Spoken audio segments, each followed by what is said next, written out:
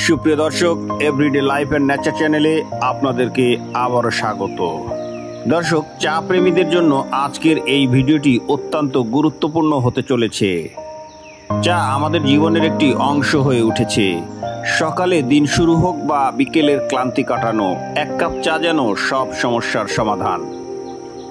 কিন্তু চা খাওয়ার ক্ষেত্রে আমাদের একটু সচেতন হতে হবে, জানতে হবে এর উপকারিতা এবং অপকারিতা।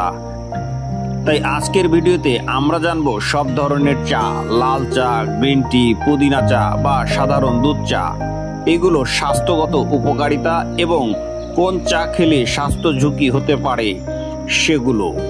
পুরো ভিডিওটি দেখার অনুরোধ করছি। চা শুধু মেজাজ ভালো করে না, এটি শরীরের জন্য দারুণ উপকারী।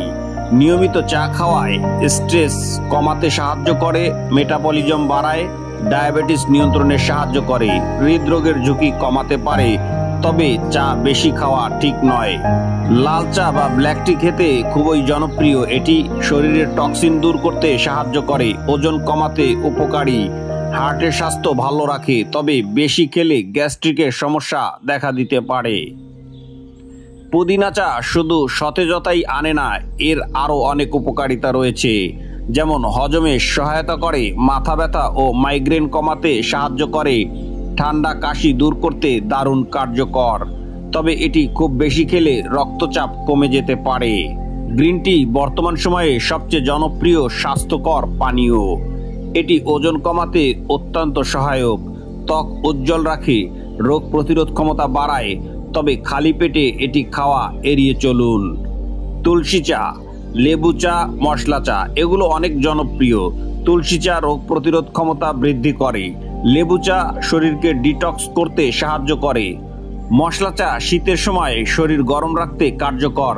তবে মনে রাখবেন, অতিরিক্ত চা খাওয়া, বিশেষ করে খুব গরম চা, খাদ্যনালীর জন্য ক্ষতিকর হতে পারে। সবকিছুতেই পরিমাণের দিক খেয়াল রাখা অত্যন্ত জরুরি। বেশি চা খাওয়া হতে পারে গ্যাস্ট্রিকের সমস্যা, ঘুমের ব্যাঘাত।